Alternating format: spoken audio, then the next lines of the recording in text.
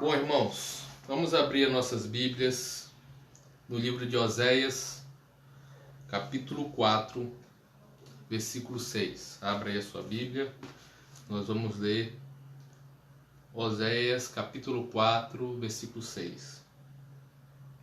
Diz assim: O meu povo está sendo destruído porque lhe falta o conhecimento.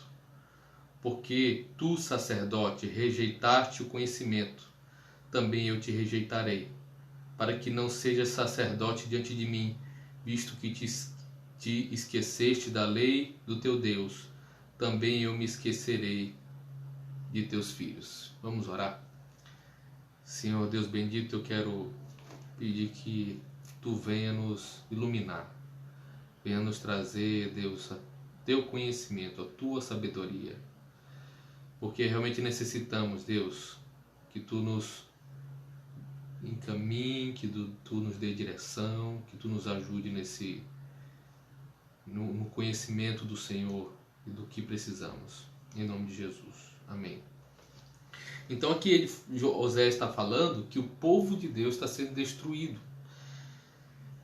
E ele usa aqui os sacerdotes. E ele fala que porque os sacerdotes rejeitaram o conhecimento de Deus e o povo como um todo rejeitou o conhecimento de Deus, Deus também esqueceria dos seus filhos, dos filhos deles. Quer dizer que quando uma geração ela não recebe, ela não vive a vontade de Deus, ela não tem o conhecimento da vontade de Deus, da direção de Deus, a próxima geração vai sofrer as consequências também.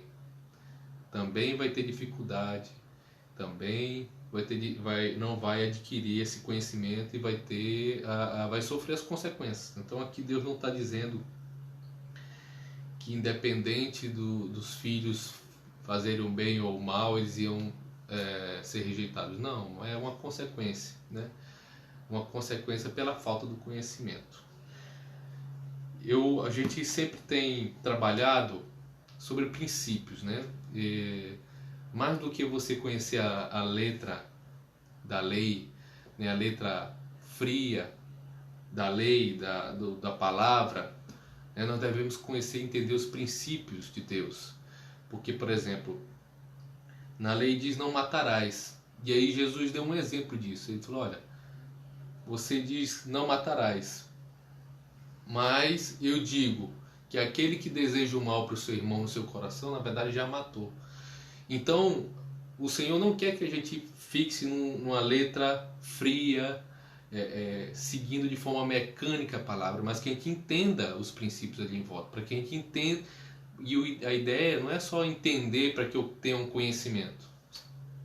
A ideia não é conhecimento por conhecimento. O povo não era destruído só porque faltava conhecimento, mas era destruído porque, pela falta do conhecimento, faltava também vida prática.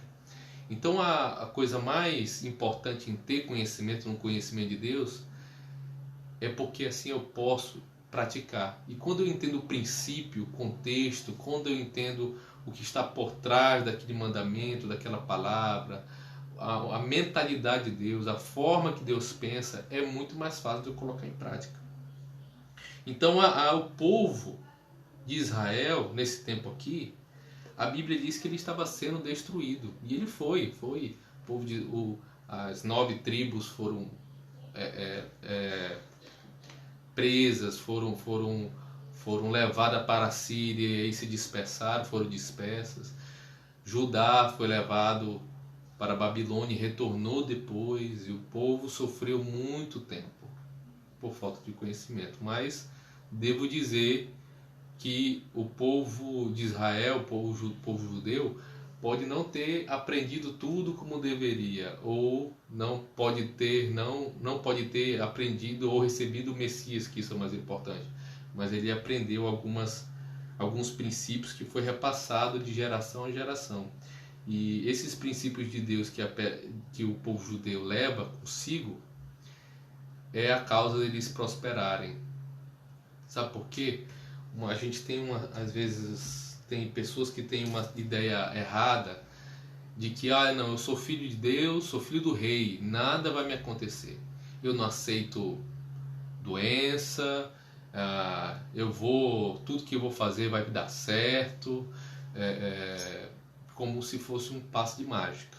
Tipo, aceitei a Cristo, sou filho de Deus e agora eu não preciso fazer nada, as bênçãos vão correr atrás de mim. E tem gente que fala assim, olha, as bênçãos vão correr atrás de mim porque eu sou filho de Deus, eu tenho Jesus Cristo, essa doença não vai me pegar em mim, eu não vou ter dificuldade financeira, e isso não é verdade.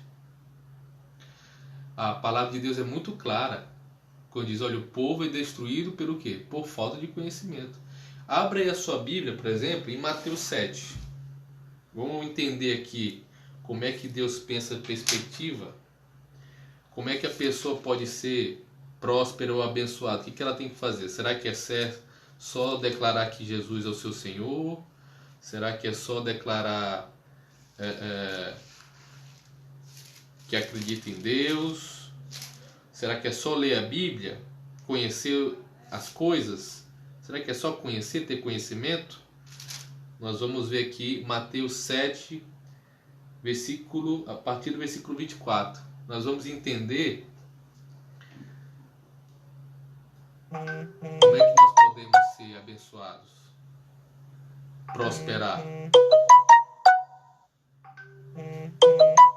Versículo 24 de Mateus 7 diz assim: todo aquele, pois, que ouve estas minhas palavras e as pratica, será comparado a um homem prudente, que edificou a sua casa sobre a rocha. E caiu a chuva, transbordaram os rios, sopraram os ventos, deram com ímpeto contra aquela casa, que não caiu, porque fora edificada sobre a rocha. E todo aquele que ouve estas minhas palavras e não as pratica, será comparado a um homem insensato ou imprudente, que não edificou a sua casa sobre a areia. Caiu a chuva, transbordaram os rios, sopraram os ventos, deram com ímpeto contra aquela casa, e ela desabou, sendo grande a sua ruína. Então, qual foi o diferencial dos dois aqui? Porque um era filho de Deus e o outro não era filho de Deus? Porque um era evangélico e o outro não era evangélico? Porque um lia a palavra e o outro não lia a palavra? Um era judeu e o outro não era judeu? Não. A diferença dos dois foi aquele que ouve estas minhas palavras e as pratica. A diferença é o quê? É o conhecimento levado à prática. A diferença é que um praticou e o outro não praticou. Talvez os dois tivessem o mesmo conhecimento. Talvez os dois tivessem o mesmo ensino, mas um praticou e o outro não praticou. Um praticou e o outro não praticou. Então a diferença não é ter conhecimento. O povo é destruído por falta de conhecimento, por quê? Porque além de não conhecer, no sentido de não praticar porque não conhece. Então a diferença do povo judeu é porque eles praticam esses princípios de Deus. Muitas vezes a maioria não reconhecendo a Cristo. Essa mensagem, na verdade, eu ouvi alguns meses atrás, 5 princípios, né, que fazem os judeus prosperarem. Eu vi essa mensagem no YouTube pelo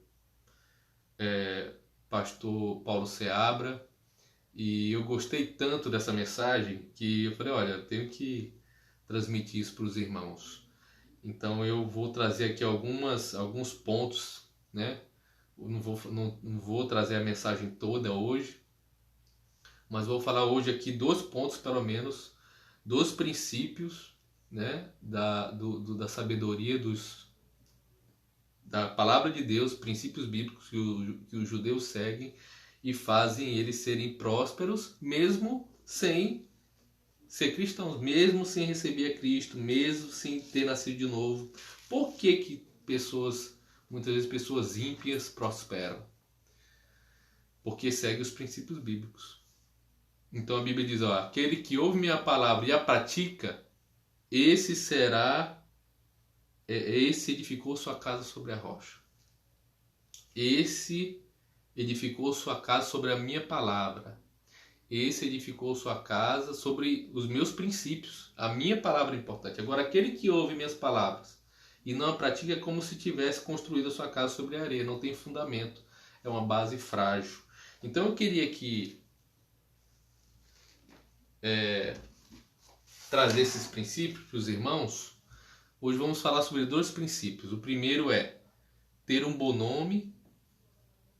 E o segundo vai falar sobre ser bom no que faz. Então, primeiro motivo, primeiro princípio, vamos dizer assim, do motivo da prosperidade, ou primeiro princípio bíblico que levam os judeus a prosperarem. Eles prezam por um bom nome. Eles prezam por estima, por ser honrados, por ter crédito. Abra aí a sua Bíblia em Provérbios 22:1. Provérbios 22:1.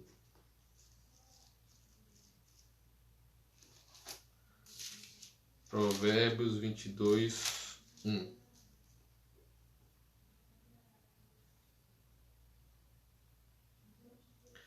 Provérbios 22:1 diz: mais vale o bom nome do que as muitas riquezas, e o ser estimado é melhor do que a prata e o ouro. Então, mais vale o bom nome do que muitas riquezas, e ser estimado do que a prata e o ouro. Então, para o judeu, ter um bom nome, você é melhor do que você ter dinheiro. Porque muitas vezes os judeus sabem disso, né? Os judeus aprenderam na prática, na vida.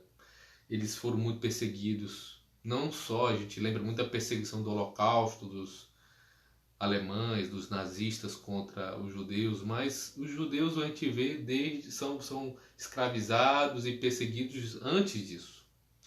E eles reconstroem a sua vida, eles renascem.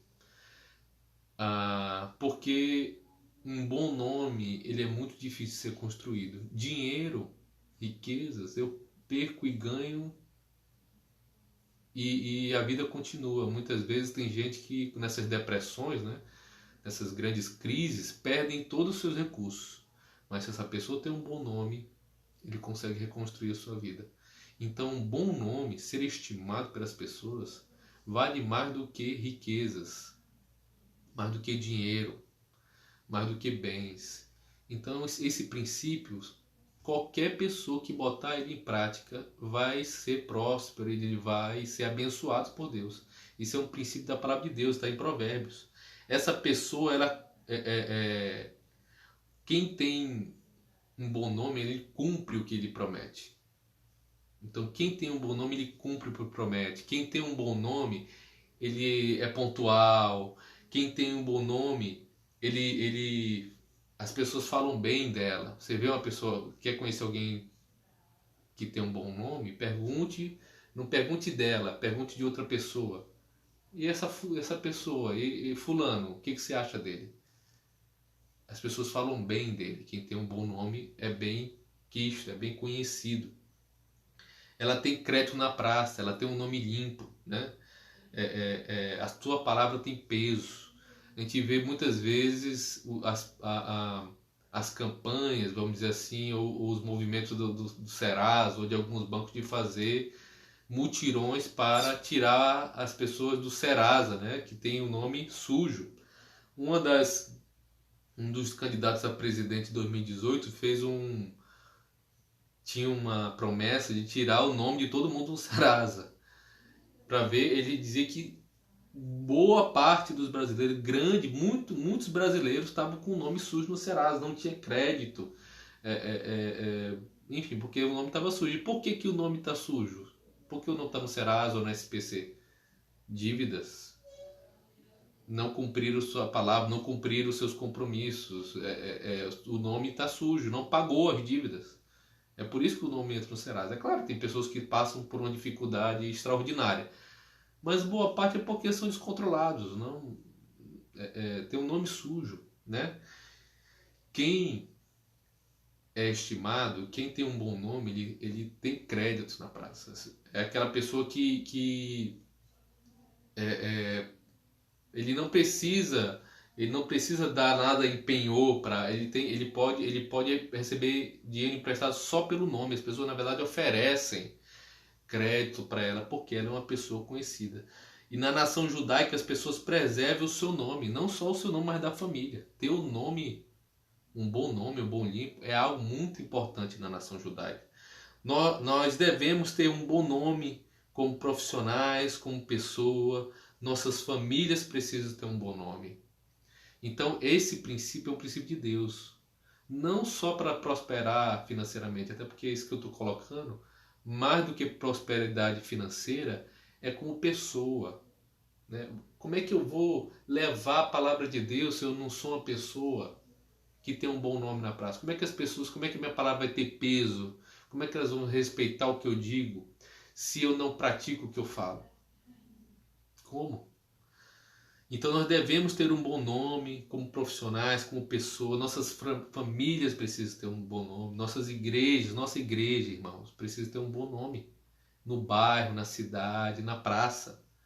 Nossas instituições, nossos governos, nossos governantes, nossa nação. Isso deve ser, em Israel, isso é um valor nacional. Ter um bom nome é um valor nacional. E não só em Israel, existem outros países também que se destacam. Porque toda nação é uma cultura nacional ter um bom nome. É algo muito valioso. Quando a pessoa perde o nome, ela perdeu tudo. Quando ela perde o nome, ela nunca mais é reconhecida como antes. Aqui no Brasil, muitas pessoas, e o que entristece mais é que muitos cristãos não se preocupam em ter um bom nome. E isso é um valor, isso que faz com que eles prosperem. Ser bem estimado, ser uma pessoa querida, ser uma pessoa reconhecida, ser uma pessoa amada, porque é reconhecida, porque, olha, é respeitada, tem um bom nome, tem crédito. Então, isso é um princípio que vai ajudar você a prosperar, sua família prosperar, crescer, ser conhecida e abençoar essa sociedade. O segundo princípio que faz com que o povo judeu e qualquer pessoa que bote isso em prática prospere, está agora no capítulo 22, versículo 29. Provérbios, capítulo 22, versículo 29, diz o seguinte: Vês a um homem perito na sua obra, perante reis será posto, não entre a plebe. Deixa eu ler aqui nessa outra versão, diz aqui, ó. Você está vendo alguém que é habilidoso naquilo que faz? Ele será posto diante de reis, não estará a serviço da plebe. Ou seja, você vê alguém bom no que faz, você vê alguém habilidoso, alguém que faz bem o seu serviço, alguém que faz o melhor, ele vai ser colocado perante,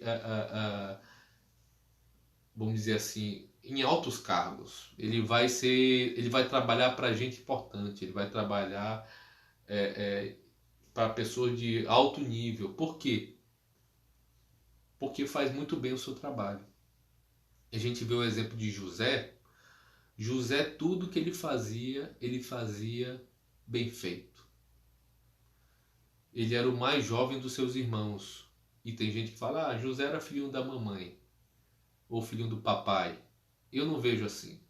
Eu vejo que, na verdade, José, tudo que ele fazia era com excelência. Por isso que ele chegou onde chegou. Se ele fosse só filhinho da mamãe ou filhinho do papai, ele ia se dar mal quando ele fosse para o Egito, não é mesmo? Agora, o que acontece? Ele era o mais jovem, mas ele era o mais responsável, ele era o mais dedicado, ele era o mais habilidoso, ele era o mais que trabalhava, ele era que fazia mais com zelo as suas coisas. Então ele foi colocado acima dos seus irmãos, ele foi colocado para cuidar dos seus irmãos, mesmo sendo mais jovem. Por isso que ele foi, os irmãos por inveja, o que fizeram? Venderam José. E se ele fosse só um filhinho do papai, filhinho da mamãe, ele não tivesse mérito no que ele fazia, o que queria chegar quando chegasse na casa de Potifar? ia, ia, não ia ser nada. Porque você imagina um escravo que filhinho do papai, filhinho da mamãe. Chegou lá, escravo, foi colocado como o senhor da casa de Potifar. Porque ele fazia tudo bem feito, ele era excelente no que ele fazia. Ele era perito no que fazia, era competente. E o que aconteceu? A Bíblia diz que por uma questão da mulher de Potifar, que queria se deitar com José, queria seduzir José, e José não aceitava porque ele era um homem íntegro. Ele era um homem de ética. Ele falou assim: de forma alguma eu faria isso quando a mulher de Potifar se ofereceu. Como eu faria isso ao meu Senhor e ao meu Deus? Um homem de princípios. E aí ela armou uma trama ali, uma mentira, e ele foi preso. Ah, ele foi preso, mas ele era filhinho da mamãe. Não, ele foi colocado como chefe dos presos na prisão. Ele foi colocado como líder dos presos, para cuidar ali do cárcere. E aí um sonho que ele conseguiu traduzir, ele conseguiu decifrar um sonho do copeiro e do padeiro. E ele acabou sendo lembrado pelo copeiro, porque o faraó teve um sonho e ele foi até a presença de faraó. E ele conseguiu trazer qual era o que significava, o significado do sonho que o faraó teve. E o faraó reconheceu: olha, quem eu poderia colocar para cumprir esse plano que você me trouxe, como se não for você, a quem eu vejo que tem o Espírito de Deus, alguém que é excelente. E aí ele chegou lá e ele fez. E ele cumpriu o seu plano, e ele foi excelente no que ele fazia. Então, por que o povo, o segundo princípio, o segundo motivo por que o povo judeu prospera? Porque tudo que eles fazem com excelência. Tudo. Se eles têm uma lojinha, e eu não estou dizendo de gente rica, eu não estou falando de gente rica, porque, como eu disse, o povo judeu já foi muitas vezes perseguido. E ele chega num lugar humilde, com pouca coisa ali, e daqui a pouco ele vai crescendo. Porque se ele tem uma lojinha lá de vender tal coisa, ele vai procurar que a loja dele seja a melhor loja do bairro. Ele vai procurar que a loja dele seja a melhor loja do bairro. Se ele é um limpador de banheiro, ele vai procurar ser o melhor limpador de banheiro.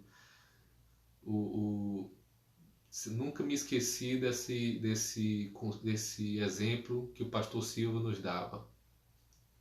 Ele disse que isso é um exemplo da vida dele, que o pai dele ensinou para ele: meu filho, seja o melhor, faça o melhor que você puder, seja o melhor no que você faz.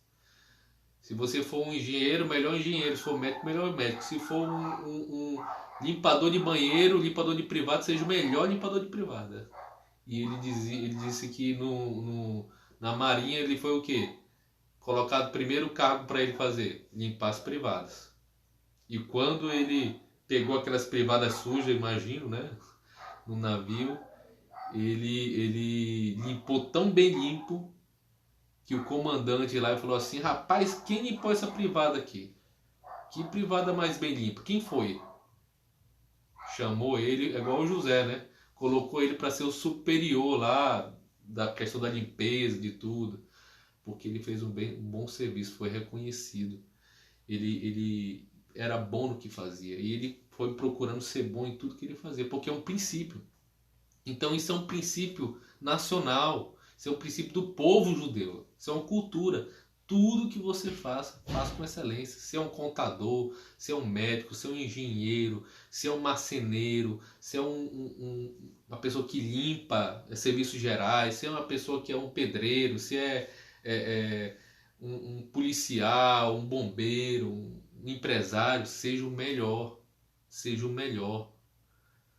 faça o seu melhor, faça a diferença na sua área. Então, eu trabalho, eu sou servidor público e numa área administrativa, seja o melhor daquela área. Naquela área, eu sou secretária, sou uma secretária, seja melhor na sua área. Faça a diferença. Se aperfeiçoe, se especialize. Então, o povo judeu, ele é o povo com a melhor tecnologia, é um povo que tem a melhor tecnologia militar, melhor tecnologia de inteligência, melhor tecnologia de software, de firewall, de antivírus, as armas, tecnologia bélica e espacial. Israel é uma das melhores do mundo. Israel é um dos povos que mais ganha, os seus descendentes, seus povos, seu povo, é um dos que mais ganha prêmio Nobel. Às vezes até vem de outros países, né? Porque o povo judeu está espalhado por todo mundo, mas vai ver, é um judeu. Albert Einstein era judeu, ganhou o Nobel. Vários Nobels foram ganhos por judeus, porque eles têm uma tecnologia muito avançada. A área de ciências deles é muito avançada, porque eles procuram fazer sempre com excelência. Agricultura, educação, tudo que eles procuram fazer da melhor forma. Então, se especialize, procure as melhores práticas. Eu sou um pedreiro. Como é que eu vou fazer para ser o melhor pedreiro que eu posso? Como é que eu vou ser para ser o melhor sentador de cerâmica, o melhor que faz o melhor, levanta o melhor muro, levanta a melhor parede, que tem o maior conhecimento? Quais as melhores práticas nisso aqui? Como é que os melhores estão fazendo? Aprenda. Eu sou um músico, eu sou um artista. Como os melhores estão fazendo. Então procure saber quem são os melhores da sua área. Se especialize, excelência. Seja um perito, porque aí Deus vai lhe colocar em lugares mais altos. Deus vai lhe colocar em lugares de mais prestígio. E não é para que você se glorie, é para a glória dele. Abra aí a sua Bíblia em 2 Coríntios 4:7. 2 Coríntios 4:7.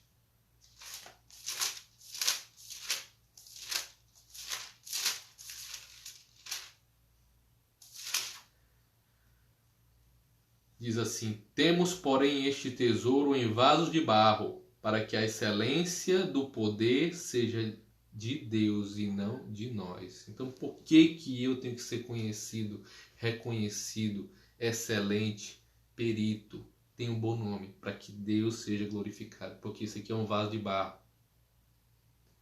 E que a excelência de Deus se sobreponha, porque eu vou ser reconhecido. Abra aí a sua Bíblia em Colossenses 3:23. Colossenses 3:23. Diz assim: tudo quanto fizerdes, fazei-o de todo o coração, como para o Senhor e não para homens. Então, você tem que fazer essas coisas com excelência, você tem que ter um bom nome, porque você é um representante de Deus. Deus merece o melhor, porque Ele é excelente, porque Ele lhe deu a capacidade. Deus não lhe cobra nada que você não possa. E ninguém está falando aqui de você ser famoso, de você ser o melhor de todos, de você ser o perfeito. A gente está falando aqui de aperfeiçoamento, porque Deus lhe deu talentos, Deus lhe deu dons, Deus lhe deu capacidades, muitas habilidades. E assim como ele fez com aquelas pessoas na parábola dos talentos, a um ele deu 1 talento, outra pessoa ele deu 2 talentos e outra ele deu 5. O que tinha 5 multiplicou para 10, o que tinha 2 multiplicou para 4, e o que tinha só 1 talento, ele diz: enterrei, porque eu sei que você é um homem, você é um senhor duro, temível. E aí o Senhor diz: então você deveria ter menos colocado no banco para gerar juros. O que quer dizer? Porque a gente sabe que um recurso, vamos dizer, financeiro, se eu boto ele debaixo do colchão, no ano que vem ele vai valer menos. Porque o juro, né, a inflação, desvaloriza. Então o que Deus está dizendo para a gente? Ao menos mantém o mesmo valor daquilo que eu te dei. Ao menos preserva. Então se eu te dei em um ano vai ter que ser mais o juro para continuar tendo o mesmo valor do ano passado. Então se for, por exemplo, 6%, 1 mais 6%, para valer a mesma coisa. Então o que quer dizer? Deus está dizendo, o mínimo que eu peço de você é que você preserve o talento que eu te dei com o mesmo valor. Com o mesmo valor, porque a gente vai crescendo, nós vamos envelhecendo, vamos ficando mais maduros, e aí aquele dom é para crescer. Então Deus está dizendo para a gente, olha, multiplique o que eu te dou. Deus está dizendo, aperfeiçoe o que eu te dou. E só isso que Deus pede. Então ninguém está dizendo que você é uma pessoa simples, porque veio de uma família simples, agora você é obrigado a ser uma pessoa perfeita, ou que vai chegar em lugares muito altos. Não, nem todo mundo. Mas que você precisa multiplicar o que Deus lhe dá, fazer tudo que Deus lhe dá com excelência, seja fiel no pouco e seja fiel no muito, porque isso é um princípio de Deus, que qualquer pessoa pode fazer e pode prosperar. E ela vai fazer o seu nome conhecido. Mas isso é um princípio de Deus para a gente que a gente faça o nome do Senhor conhecido. Prospere, cresça e faça o nome de Deus conhecido. Então vamos orar nesse sentido, irmãos. Eu, você, a nossa família, a nossa igreja, a nossa cidade, nosso estado e país precisa mudar a sua cultura, precisa mudar os seus princípios. Então não basta a gente ser conhecedor da palavra de Deus, a gente precisa botar ela em prática. A gente precisa ter um bom nome. Nós precisamos ser estimados e honrados. E nós precisamos ser bom no que fazemos, sermos excelentes. Então se você faz um serviço para Deus, principalmente, faça com excelência. Se você serve algum ministério, sirva com excelência, faça o melhor. Se você trabalha na sua vida secular, faça o melhor. Seja o melhor marido, uma melhor esposa, o melhor filho. E sirva o Senhor com excelência. Sirva a Deus com excelência. Esses são os princípios que a gente precisa colocar em prática. Então vamos orar nesse sentido. Vamos orar nesse sentido. Deus bendito, eu quero colocar na Tua presença as nossas vidas, Senhor. E esses princípios práticos. Senhor, ajuda-nos, Deus bendito, a termos um bom nome, a ser reconhecidos como pessoas honradas.